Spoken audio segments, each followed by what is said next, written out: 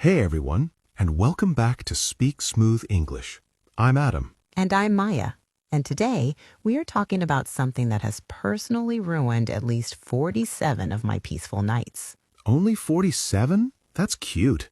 I think my overthinking has a full-time job. Yes, today we're talking about how to overcome overthinking. Let me start with a question.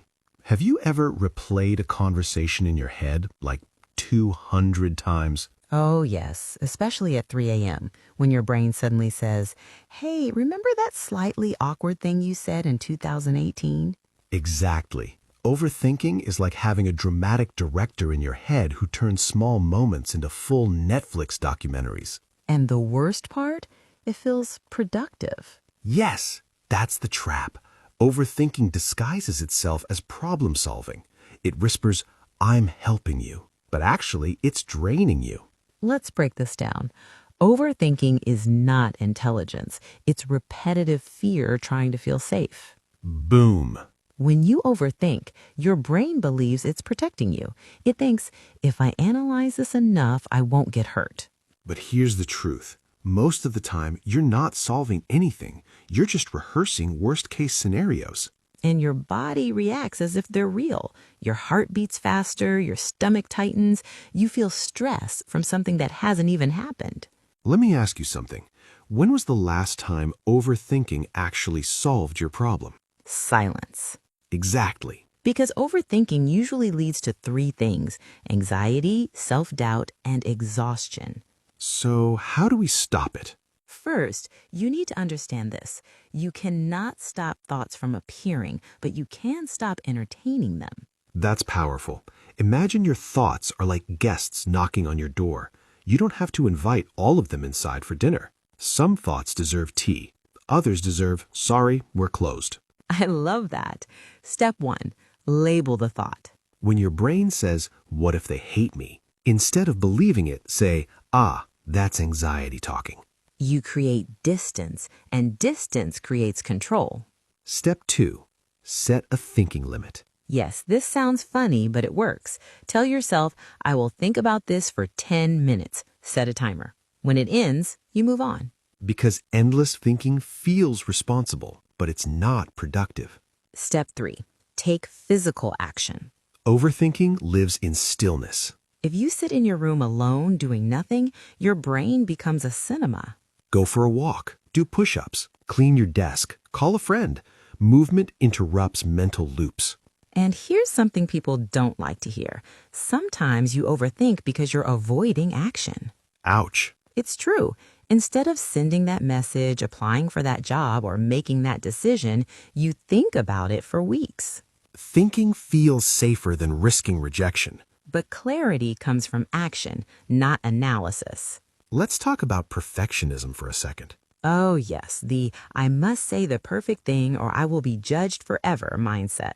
Overthinkers often want control. They want guarantees. They want certainty. But life doesn't give certainty. It gives probability. And here's a mindset shift. You are allowed to be misunderstood. Wow, that's freeing. Not everyone will interpret you perfectly. Not every message will sound genius. Not every decision will work out. And that's normal. Let's address another big truth. Overthinking is often rooted in fear of judgment. You imagine people analyzing you as much as you analyze yourself. But reality check? Most people are too busy overthinking themselves. Exactly. Everyone is the main character in their own movie. Here's a practical exercise. When you catch yourself spiraling, ask, is this within my control? If the answer is no, release it. If the answer is yes, take one small action. Overthinking hates small action because small action breaks the illusion that you need the perfect plan. Let me tell you something personal. Oh, this is good. There was a time I delayed starting something for months because I kept thinking, what if I fail? And then one day, I realized I was already failing by not starting. That's powerful. Overthinking keeps you safe, but it also keeps you small. Growth feels uncomfortable. Silence feels loud when you're alone. But peace comes when you accept uncertainty. Let's say that slowly. Peace comes when you accept uncertainty. You don't need to solve every possible future problem tonight. You only need to handle today. One decision, one step, one action. And here's something practical for tonight. Before you sleep, write down the top 3 things worrying you. Then, next to each one, write either act or let go. If you can act on it tomorrow, schedule it.